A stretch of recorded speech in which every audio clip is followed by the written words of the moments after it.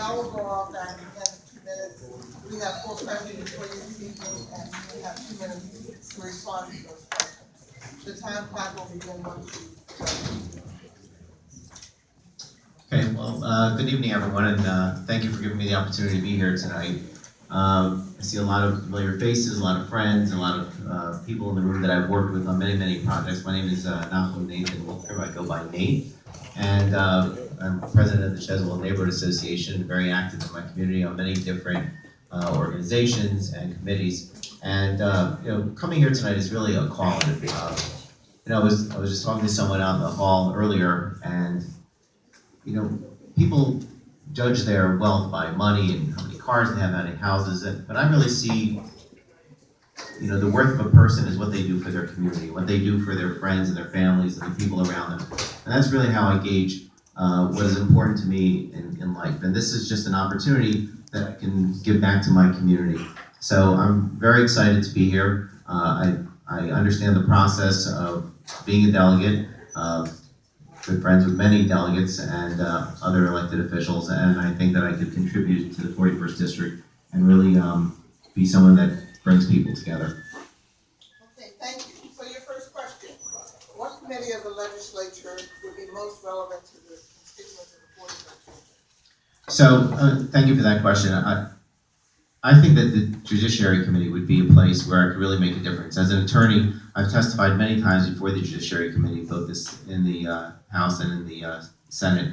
And right now in Baltimore, crime is the #1 issue. If anyone has anything else on their mind besides the crime situation, they're missing the point.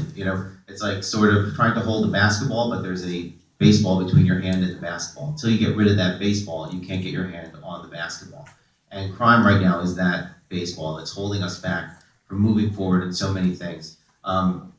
Right now, I think that one of the prime things that our city could use is changing the laws with regard to gun possession from a misdemeanor to a felony. And I think that there are many members of the legislature that are looking at that right now. I think that's a really critically important thing. And as well as having civilians on review boards for the police, having transparency. There's been so many issues surrounding law enforcement. Obviously, we're under a consent order in the city. And I think we really need to take steps to make sure that our citizenry is informed and involved in the process, that decisions aren't being made for them, but they're being made by them.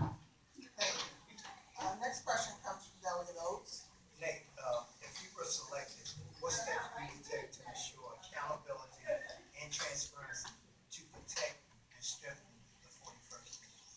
So thank you. And again, watching you all these years and watching Sandy and seeing how you interact with our community and my neighborhood and the district, that's a great platform for me to emulate.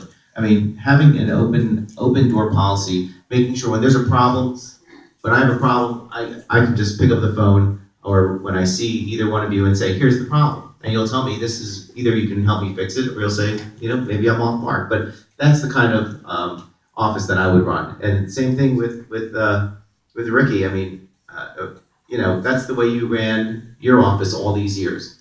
Open, honest, transparent. Wouldn't always agree on everything, but I always knew that I could come to you and talk to you. And I knew that, maybe yesterday you weren't so happy with me, but I knew tomorrow you might be. And that's really what this job is about, is being open and available.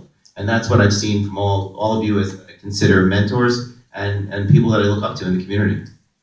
Thank you. What have you done in a leadership capacity to garner tangible and impactful results in the 41st District? So thank you for that question. So much of my time, I probably, my wife said to me, she said, can we pay the mortgage with the amount of hours you volunteer?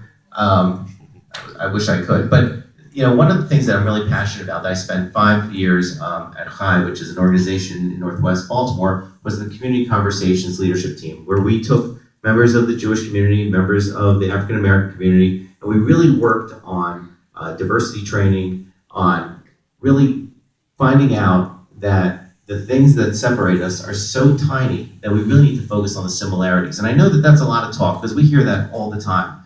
But this is something where we would meet monthly, sometimes weekly, really drill down on being open and honest, just laying it all out on the table and not pretending like, most of the times you walk by someone, you smile, you wave, and you think that that makes you civil. That is not what civility is. Civility is really being, understanding who your neighbor is. What are the things that concern them? What are the things that are important to them? And once you get to know someone, it's not a them or an us. It's not a them or a we, it's an us. And that's really where I've seen tangible results. I really have seen some changes. And again, there's a lot of work to do out there. There's a lot of work that we all need to do. But you're not going to get that work done unless you admit to yourself where the problems are. Thank you. Lee, what are your thoughts and how would you assist in maintaining and bringing economic and employment anchors to the district, such as the issue of Preakness staying at? So thank you. And I look, Pimlico and the Preakness, they are critical to this district. Anyone who thinks that should move has their eye off the ball. They don't know what they're talking about. And I know there are people that say, oh, it costs the city money and the police, it doesn't do anything for the neighborhood. They have it all wrong. I mean, internationally, I've been at conferences across the country, and I say Baltimore, they say Preakness. And that is something that is so critical to both the city and especially the 41st district. I know that Sandy's working on something right now with regard to the Preakness, and I couldn't be happier because it's so important that that stays there. That is a financial incubator, and it's also public relations. I mean, yes, there's a lot of work that needs to be done on that structure. It's so old, and I would love to see that that there be, some of the monies that are made there go back to the community. But if we get that place up and running properly, there are so many things that could be done there, and that everyone would benefit from. So that's really where I would put a lot of effort and energy, is to make sure that Pimlico and Preakness stay where they are and are as Baltimore as the Orioles are. Thanks. Thank you. That concludes the questions that we have for you at this time, and thank you for participating in this conference. Thank you so much. I really appreciate it. Have a good night. We're gonna take a 5-minute break. While they take their break, let me just make a couple of announcements. One is I'd just like to recognize Betty Clark. She chairs the 40th District State Central Committee. And we may have been remiss in recognizing Delegate Jill Carter, is my understanding. So we do like to recognize Delegate Jill Carter. Oh, I know. Just a couple of things. One, in next week,